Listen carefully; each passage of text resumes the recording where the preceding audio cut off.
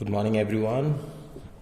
This video is for class 9th and the chapter is the 5th chapter. Mostly I have covered most of the things in the class as well, but हम लोग ये फिर से पढ़ने वाले हैं. Alright? So मैं try करूँगा कि मैं थोड़ा दूर से पढ़ाऊँ और मेरा ये shadows आपको ना दिखे. So we are starting with the chapter 5th, that is the fundamental unit of life, that is the basic unit of life. Okay so I be just reading ahead और आपको कुछ भी जो समझ में ना आए वो मैं आपको समझा दूंगा. Right, this have already covered in class but I wanted to repeat it again for those students who are absent. मतलब ये क्लास में पहले ही कवर हो चुका है, लेकिन मैं उन लोगों के लिए ये कवर करना चाहता हूँ जो कि क्लास में एब्सेंट थे. राइट, सो जिस लोगों ने ये वीडियोज़ जिस लोगों ने ये सिलेबस कवर किया हुआ है वो पहले से रिवाइज कर सकते हैं, और जिन लोगों को ये सारे टॉपिक्स आते हैं वो alright they can just go ahead and recheck the video as well. और जिन लोग ने कवर नहीं हुआ है, जिनका कवर नहीं हुआ है, they can go ahead and see the video. So while examining a thin slice of कॉक, Robert Hooke saw that the cork resembled the structure of a honeycomb consisting of a many little compartments. Alright, so what happened is Robert Hooke ने देखा and he observed in a clock that there are many honeycombs like structures. honeycomb structures benjamin ring होता है. Alright, तो उन्होंने एक cork observe किया. cork is nothing but the outer part of the tree. तो उन्होंने देखा कि स्मॉल कंपार्टमेंट्स हैं और स्मॉल हनीकॉम्स लाइक स्ट्रक्चर्स हैं उस कॉक जो बाग ऑफ द ट्री है, जो उन्होंने ऑब्जर्व किया. किसने ऑब्जर्व किया? Robert Hooke. Alright, so let's move ahead. So the कॉक is a substance which comes from the bark of the tree. Alright, which I have already explained. This was in the year 1665. 1665 का year था. Alright, when this Robert Hooke, which is an English scientist, alright, English scientist, जो कि impoverished scientist है. impoverished का मतलब होता है poor scientist थे, but later उन्होंने अपने architects और structures बना के he became rich. Right, so he became rich. So ये 1665 में when he was discovering things like small units and honeycomb structures in the cork, तब हमारे देश में अंग्रेज आ चुके थे. Alright, so this was in the year 1665 when Hooke made this chance of observation through a self designed microscope. Robert Hooke called these boxes cell. Alright, तो जो बॉक्सेस हैं जो मैं आपको दिखा रहा हूँ, इन बॉक्सेस को रॉबर्ट हुक ने सेल का नाम दिया. Alright, so cell is a Latin word for little room. I am sure जो लोग मेरा ये वीडियो वापस देख रहे हैं, वापस जो ये क्लास में वापस बैठ रहे हैं, वो वहाँ पे आंसर कर रहे होंगे. So I am expecting Rahul, Sonali, Tania, Ruby, Mohit and Prashant or Rustam, everyone to answer this. Alright, so this may seem to be very small and insignificant incident, but it is very important in the history of science. ये यहाँ पे narration में ये कहना चाह रहे हैं कि आपको ऐसा लग रहा है कि बहुत स्मॉल एंड इनसिग्निफिकेंट, मतलब लीस्ट इम्पॉर्टेंट इंसिडेंट होगा कि किसी साइंटिस्ट ने एक कॉक उठाया, उसको माइक्रोस्कोप के अंदर डाला और देखा और उन्हें हनीकॉम्ब स्ट्रक्चर्स लगे. बट ये काफ़ी सिग्निफिकेंट था, मतलब बहुत ही इम्पॉर्टेंट रेवोल्यूशनाइज्ड मतलब डिस्कवरी था. Right, it wasn't an invention, it was a discovery. So this was the very first time that someone had observed that living things appear to consist of separate units. Alright, तो उनको पता चला, ये this is the very first time जब किसी को पता चला कि living things के अंदर भी बहुत separate units होते हैं. मतलब बहुत छोटी छोटी चीज़ें होती हैं जो उसे चलाती हैं. Alright, so the use of the word cell to describe this unit is used till this day in the biology. तो उन्होंने जब उस टाइम पे कॉइन किया था सेल, वो आज भी एज ए सेल यूज होता है. ऑलराइट, मोस्टली आपने देखा होगा कि काफ़ी चीज़ें चेंज हो जाती हैं with time. Alright, but this is still used. Alright, so let's move ahead. Will go ahead and learn about the activity which can be done in class. And which should be done in class. अगर class में नहीं हो पा रही तो online आप इसे समझने की कोशिश करेंगे. तो ये एक्टिविटी ये है. Let us take a small piece from an onion bulb. Onion bulb कुछ नहीं होता, जो अनियन होता है वो बल्ब शेप में होता है, इसलिए उसको अनियन बल्ब भी कहा जाता है. Alright, can you see this is a bulb shape. अगर हम लोग इसको रूम पे लगाएंगे तो ये बल्ब शेप भी बन जाएगा, लेकिन अगर हम इसको एज ए अनियन देखेंगे तो this is N onion. Right, so let's go ahead. So with the help of a pair of forceps. Forceps को मैंने आपको बताया था क्लास में, जिन लोग ने मेरी क्लास अटेंड की. Forceps is nothing but, Hindi में से बोलेंगे चिमटी. Right, the one that is used to hold. Okay, so let's go ahead. We can peel off the skin called epidermis. आपको ये वर्ड उन लोगों ने ब्रैकेट में रखा हुआ है, that we can peel up the skin epidermis. Epidermis is always the outer layer of all the living organisms. तो अगर आप हमारे स्किन की बात करेंगे तो हमारा जो आउटर लेयर है वो भी एपिडर्मल लेयर है. ऑलराइट, पर ये हम लोग नेक्स्ट चैप्टर में पढ़ेंगे, टिश्यू चैप्टर. मैं आपको फिर भी बता रहा हूँ ताकि आपके माइंड में वो चीज़ बैठी रहे. Okay, so what we did is in this activity we took the forceps, we peel off the skin of the onion from the concave side. Concave side होता है inner side. So this is the concave side and this is the convex. Alright, so concave and convex में ये फर्क होता है. जब onion आप लेंगे तो उसका inner side ये होगा, तो inner side से हम लोगों ने उसको लिया फोर्सेप्स के जरिए. These layers can be put immediately in a watch glass. Alright, so class में मैंने एक चीज़ बताई थी जो CID में भी यूज़ होता है, डॉक्टर सोलंके यूज़ करते हैं, that is a petri dish. Right, मैंने बोला था कि वो एक ऐसे ग्लास स्ट्रक्चर्स होता है, उसके अंदर वो चीज़ें डालते हैं, उसे पेट्री डिश बोलते हैं. That is not a watch glass. Petri dish, ये पेट्री डिश होता है. वॉच ग्लास ऐसा होता है, वो कांच का होता है और वो थोड़ा सा कॉनकेव या कॉन्वेक्स शेप में रहता है. तो बेसिकली वो कॉनकेव शेप में रहता है, वो थोड़ा सा ऐसा रहेगा, मतलब एक नॉर्मल ऐसा होगा. इसके ऊपर हम लोग कोई भी सॉल्यूशन डालेंगे या कोई भी अपना टिश्यू डालेंगे जो हम लोग ऑब्जर्व करेंगे माइक्रोस्कोप के अंदर. इसको वॉच ग्लास बोलेंगे.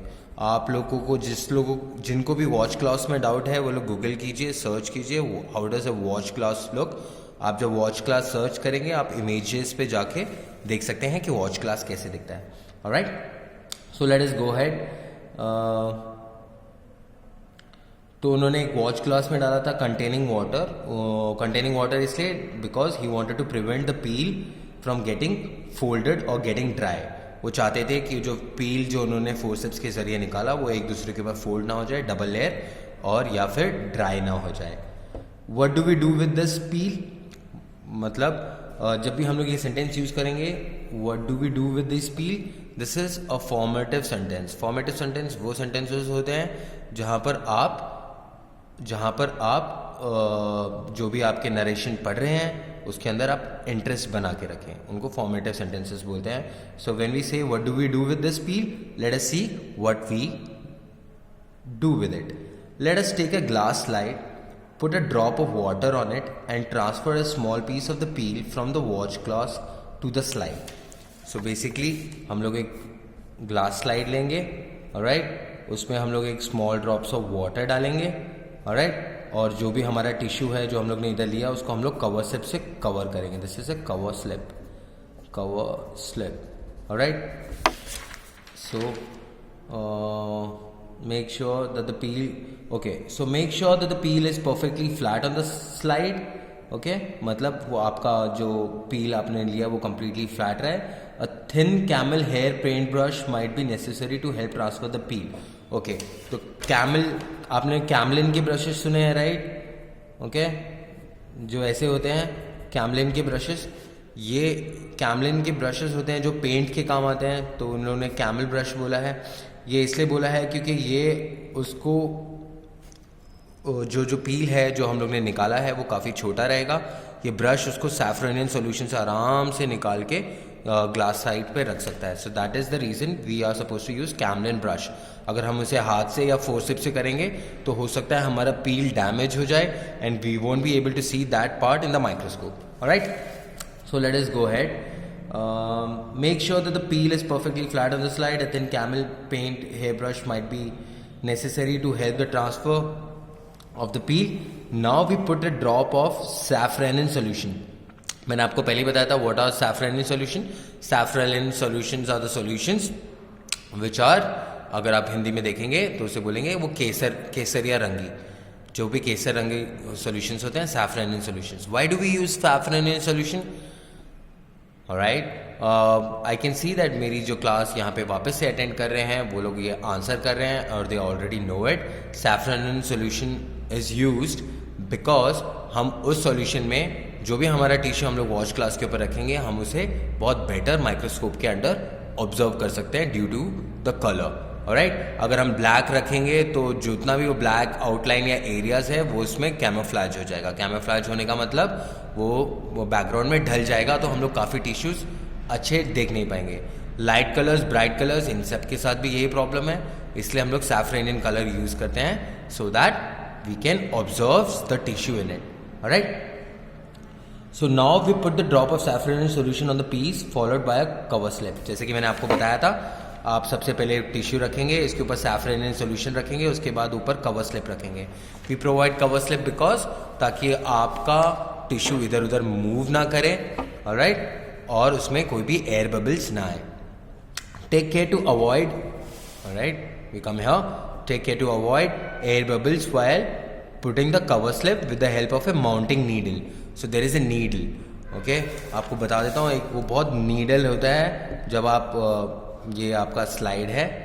ओके, जब आप ये कवर स्लिप उसमें प्लेस कर रहे हैं तो माउंटिंग नीडल को इस तरह से रखेंगे और फिर एकदम से अपना नीडल हटाएंगे तो ये कवर स्लिप इसके ऊपर आ जाएगा and you are going to avoid air bubble.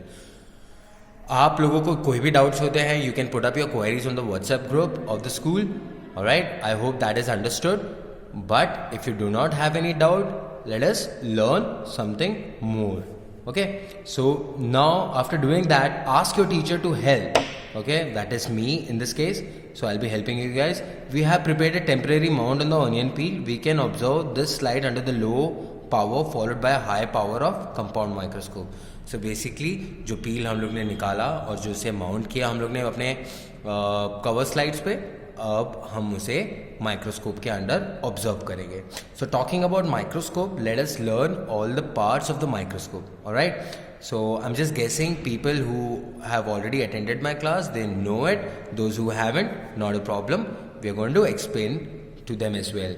So this is an eyepiece of a compound microscope. Eyepiece वो होता है जहाँ से हम लोग कोई भी स्पेसिमेन या कोई भी टिश्यू को हम लोग ऑब्जर्व करते हैं. Alright, this eyepiece can be changed. आप देख सकते हैं, अगर एकदम ध्यान से देखेंगे, आप यहाँ पर देखेंगे तो आपको एक लाइन दिख रही होगी. वो लाइन रोटेट होती है. That can be rotated and the eyepiece can be removed and the new eyepiece can be put inside the compound microscope. Alright, then we'll go for the course adjustment. Course adjustment में ये होता है कि आपकी slide, आप अपनी slide देख रहे हैं, इधर से उधर मूव कर सकते हैं जब तक आप बीच में नहीं लेके आ जाते. फिर हम देखेंगे fine adjustment. Fine adjustment is like picture fining. आप एकदम फाइन एडजस्ट करते हैं whatever you wanted to adjust. Alright, then alright, I am just hoping that everyone can see it. Then after the fine adjustment we move ahead and we see the arm is the part of a compound microscope where you hold the microscope from. Alright, you will hold the microscope from the arm और आप वो अपना microscope कहीं पर भी इधर उधर लेके जाने के लिए या उठा के इधर उधर लेके जाने के लिए काम आता है. Then we'll see about the objective lens. The objective lens is the lens जो specimen के ऊपर होता है. There are like 2 or 3 types of lenses. आप देख सकते हैं फिगर में 2 दिख रहा है, एक पीछे की तरफ है.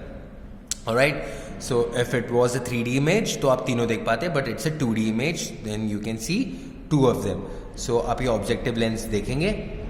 Okay, then there is a stage जहाँ पे हम लोग अपना स्लाइड सेटअप करते हैं. क्लिप्स जो कि हमारा ग्लास स्लाइड्स को होल्ड करके रखता है. Alright, then there is a microscopic slide on it. You can also see swivel. Can anyone tell me what swivel is? I hope मैंने 2 या 3 बार रिपीट किया है. I hope everyone is answering this. Swivel is a mechanism in which you can rotate anything in almost 360 or a 180 degree. Alright, so swivel भी उसी के लिए काम आता है. आपने swivel chairs के बारे में सुना होगा. आप उन्हें रोटेटिंग चेयर्स नहीं बोलेंगे जो कंप्यूटर्स के रूम में या बड़े बड़े ऑफिस में यूज़ किए जाते हैं. Those chairs are called swivel chair. I hope हमारी प्रिंसिपल मैम या डायरेक्टर सर के पास भी वही स्वीवल चेयर होंगी. मैंने इतना अच्छे से नोटिस नहीं किया, बट या mostly if you are in a higher position आप लोगों के पास स्वीवल चेयर होती है. So next times when you see that it's a rotating chair, nobody is going to say that ये घूमने वाली चेयर है या रोटेटिंग चेयर है. Everyone is going to say that it's a swivel chair. Now we come down to the condenser and the mirror. Condenser का काम होता है to condense the beam into a cone shape so that the beam falls on the specimen. मतलब कोई भी beam को आप cone shape में बनाएंगे और उसको एक जगह पे कॉन्सेंट्रेट करेंगे ताकि वो स्पेसिमेन पे गिर जाए. राइट, मिरर का काम होता है उसे रिफ्लेक्ट करना. आप कभी भी मिरर पे कोई भी लाइट आएगी तो उसे रिफ्लेक्ट करेंगे. If you move the mirror as well, आप वो लाइट का सहारा देके स्पेसिमेन को और अच्छे से देख सकते हैं. And then coming to the last part of the compound microscope, that is the base of the compound microscope. Right, I hope everything is clear. Base is nothing but the legs of the microscope, जहाँ पर वो leg microscope अपना पूरा stand रखता है.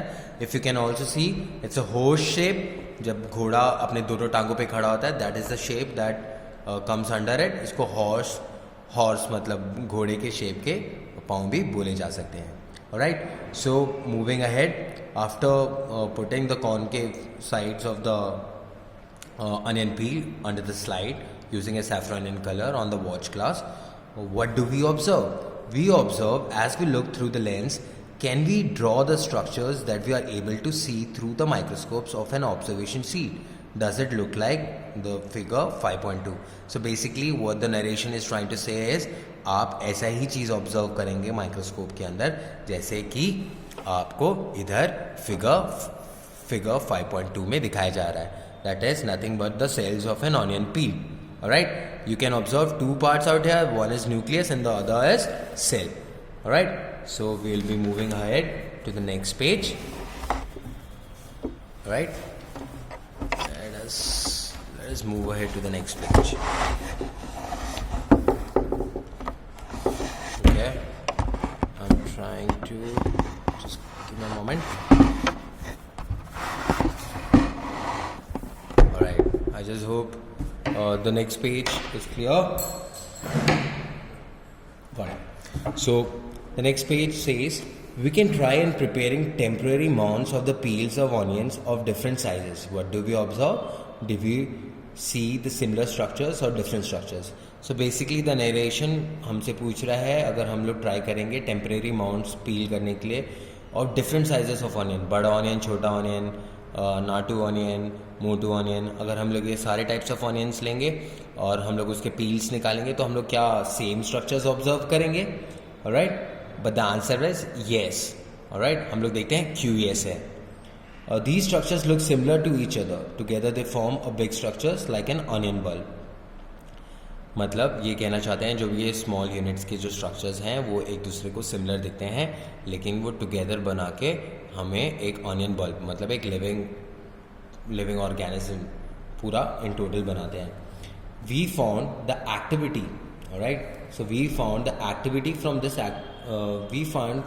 Activity that onion bulbs of different sizes have similar structures visible under a microscope. तो वो यही बताने की कोशिश कर रहे हैं अगर हम लोग डिफरेंट साइजेस ऑफ ऑनियन के पील्स भी लेते और उसे माउंट करते तो भी हमें यही स्ट्रक्चर्स देखने के लिए मिलते.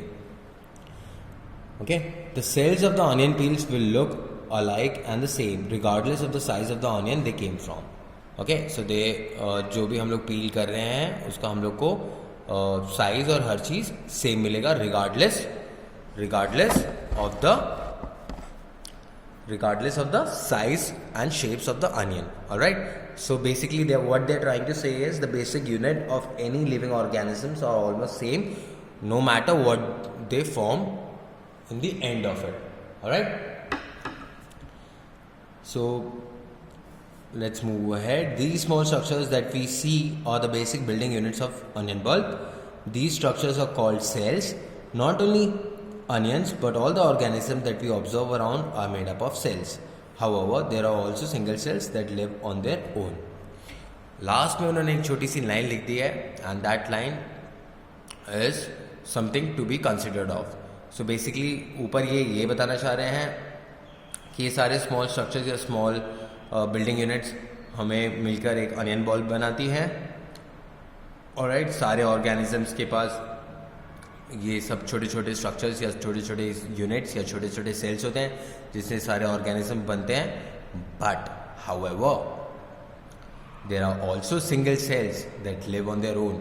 मतलब काफ़ी सिंगल सेल्स हैं जो एक बड़ा स्ट्रक्चर नहीं बनाते, वो अकेले खुद से अपनी ज़िंदगी जीते हैं. ऑलराइट, मतलब एक सिंगल सेल एक सिंगल ऑर्गेनिज्म भी है. Will learn about that. Before that let's move ahead and see what this additional information says about it. Okay. Cells were first discovered by Robert Hooke in 1665. तो Robert Hooke ने 1665 पे पहली बार sales discover किया था. ये हम लोग पहले पढ़ चुके हैं. He observed the cells in a cork slice with the help of a primitive microscope. The word primitive का मतलब होता है प्राचीन. प्राचीन माइक्रोस्कोप मतलब उसका खुद का बनाया हुआ माइक्रोस्कोप था. ऑलराइट, सबसे पहला उसी ने बनाया होगा क्योंकि उसी को ये सारी चीज़ें ऑब्जर्व करनी थी. उसने ये सारी चीज़ें ऑब्जर्व की, इसलिए आपके पास ये बायो के चैप्टर्स बने. Alright, let's go ahead. So Leeuwenhoek in 1674, मतलब उसके सीधा 9 साल बाद, with the improved microscope discovered the free living cells in a pond water for the first time. So Leeuwenhoek ने फर्स्ट टाइम पे देखा एक पॉन्ड वाटर पे और उसने एक इम्प्रूव्ड माइक्रोस्कोप यूज़ किया. उसने क्या डिस्कवर किया? Free living cells in the pond. मतलब उसने तालाब के अंदर एक फ्री लिविंग सेल्स देखे. Okay, it was Robert brown. अभी हम लोग देख रहे हैं 9 साल बाद ये हो गया है और सीधा उसके 150-200 साल बाद आते हैं हम लोग. It was Robert Brown in 1831 who discovered the nucleus in the cell. Alright, so जो रॉबर्ट ब्राउन थे उन्होंने सेल के अंदर की भी स्मॉल यूनिट्स देखना शुरू कर दिया और उन्होंने पता किया there is a nucleus in the cell. Okay, जैसे हमारा जो वो पूरी ह्यूमन बॉडी का न्यूक्लियस हमारा ब्रेन कहा जाता है, because brain is the one that makes us function everything in life. Alright, अगर ब्रेन खराब हुआ तो हम लोग नॉर्मल अपनी लाइफ में नहीं कर पाते. वैसे ही उसने single small units of a cell भी पता किया. that is nothing but the nucleus that has been discovered by Robert Brown. Alright, and when did he discovered it? 1831. मतलब हमारे जो फर्स्ट रेवोल्यूशन है जो 1857 में था उससे ठीक 10-20 या 27 10 20-30 साल पहले. who discovered the nucleus in the cell.